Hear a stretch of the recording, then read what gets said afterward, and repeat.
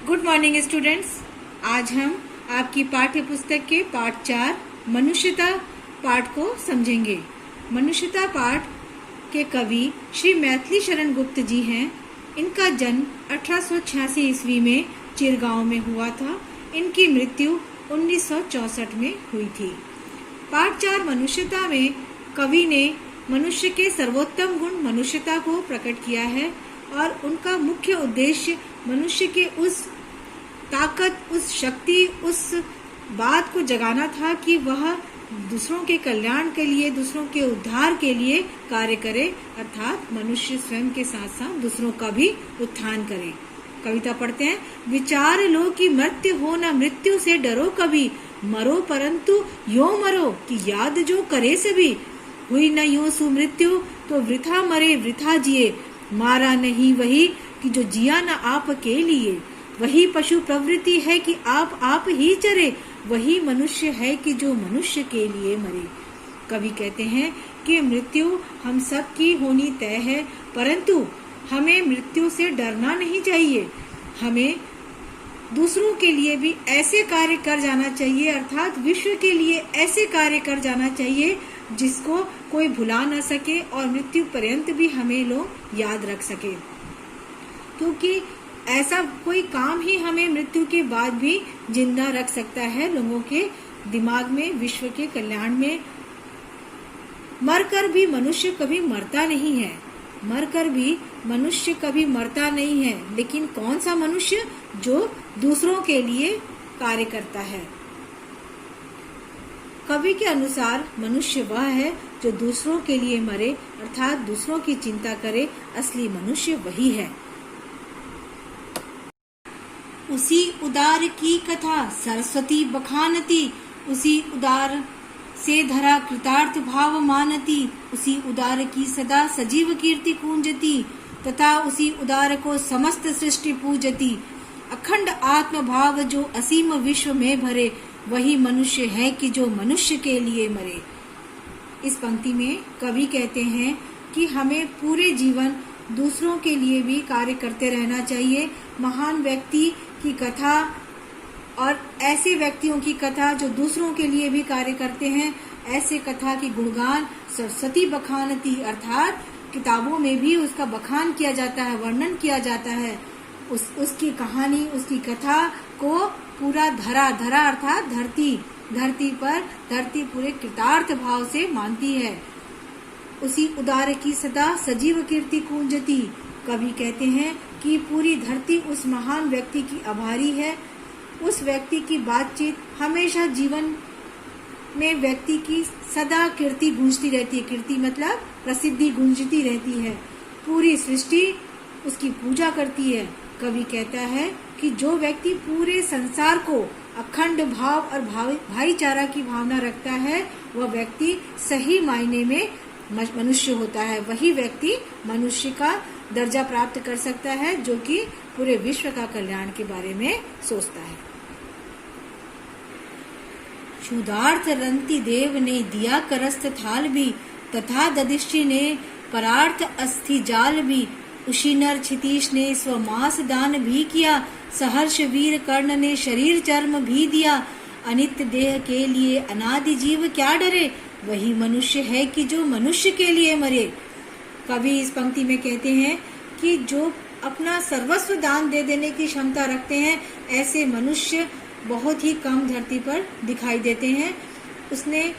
कवि ने रति देव के बारे में कहा है कि उन्होंने अपने बहुत क्षुधार्थ थे, मतलब भूखे थे, और उसके बावजूद उनके हाथ में करस्त थाल मतलब खाने से, भोजन से भरी हुई थाल थी, वह उसका भी भूखे होने के बावजूद उसका दान कर देते हैं। वैसी महर्षि दधिष्ठि ने ईश्वरों के आह्वान पर उन्होंने क्या किया? अस्थि जाल मतलब अपना हड्डियों का दान कर दिया। उशीनीर क्षितीश ने, उशीनीर देश के राजा जो थे, उन्होंने कबूतर की जान बचाने के लिए अपने शरीर का पूरा मांस दान कर दिया था। और वीर कर्ण के बारे में तो आप जानते ही हैं, उन्होंने महाभारत के युद्ध के समय अपने शरीर का जो कवच और कुंडल था जो उनकी रक्षा करता उसका दान उन्होंने कर दिया था। तो मनुष्य इस नश्वर शरीर मतलब नष्ट हो जाने वाले शरीर के लिए क्यों डरता है?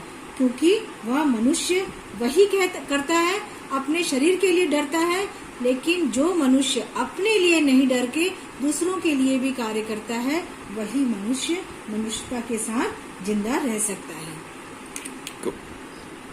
आगे कविता देखते हैं। सहानुभूति चाहिए महाविभूति है यही, वशीकृता सदैव है बनी हुई स्वयं ही।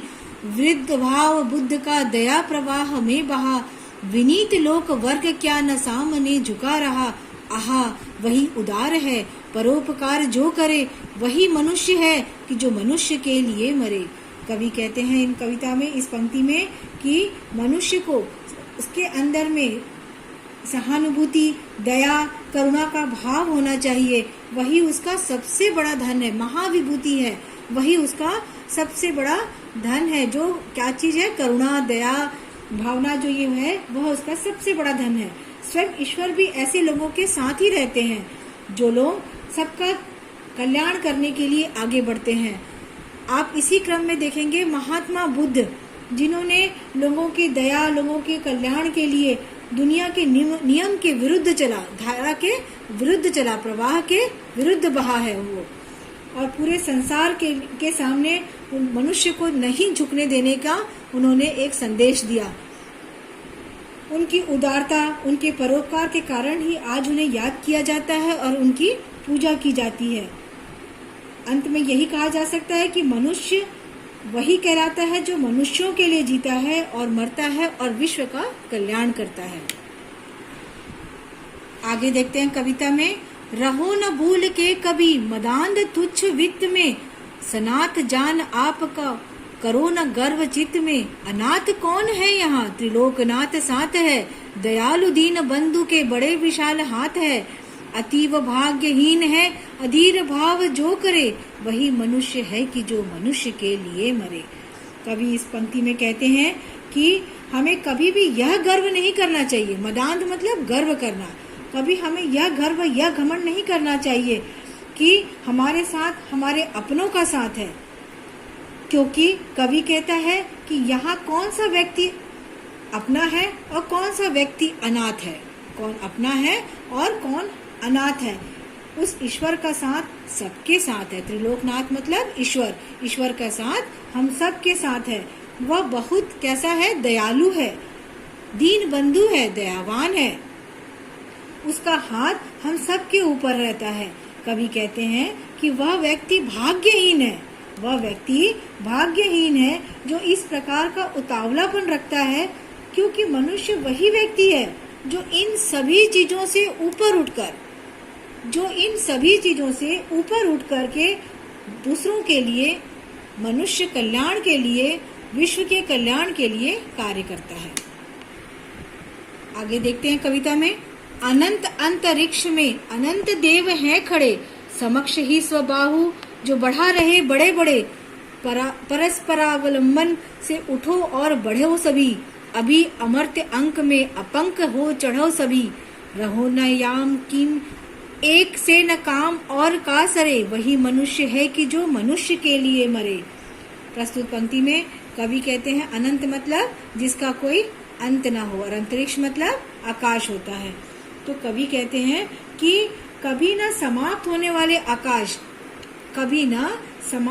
वाले आकाश में असंख्य देवता खड़े हैं, अनेक देवता खड़े हुए हैं जो परोपकारी और दयालु मनुष्य के सामने से खड़े होकर अपनी स्वबाहु जो बढ़े मतलब अपनी बाहों को बढ़ाकर उनका स्वागत करते हैं। इसलिए दूसरों का सहारा बनिए, उनके लिए कार्य करिए, उनका सहारा बनकर आप सभी को आगे लेकर के चलो, सभी को साथ लेके चलो। कवि कहते हैं कि सभी कलंक रहित, अर्थात जिसमें कोई भी त्रुटि ना हो, सभी कलंक रहित होकर देवताओं की गोद में बैठो। जब हम अच्छे कार्य करेंगे तभी हम देवताओं के गोद तक पहुंच पाएंगे, अर्थात यदि बुरा काम नहीं करेंगे तो हम देवताओं के नजदीक होंगे। अपने मतलब के लिए नहीं जीना चाहिए हमें दूसरों के लिए भी कार्य करना चाहिए, कल्याण करना चाहिए। इस मृत्यु वाले संसार में जहाँ की हर पैदा हुआ व्यक्ति का मृत्यु तय है, ऐसे संसार में हमें मनुष्य का कल्याण एवं परोपकार करना चाहिए। आगे कविता देखते हैं। मनुष्य मात्र बंधु है, यही बड़ा विवेक है। पुराण पुरुष स्वयंभू, पिता प्रसिद्ध एक है। फलानुसार कर्म के अवश्य बाह्य भेद हैं, परंतु अंतरैक्य में प्रमाणभूत वैध है। अनर्थ है कि बंधु ही न बंधु की व्यथा हरे, वही मनुष्य है कि जो मनुष्य के लिए मरे।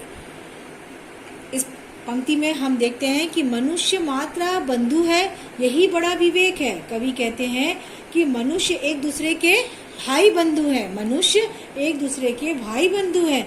यह सबसे बड़ी समझ है, विवेक है, अर्थात यह सबसे बड़ा विवेक है, समझ है।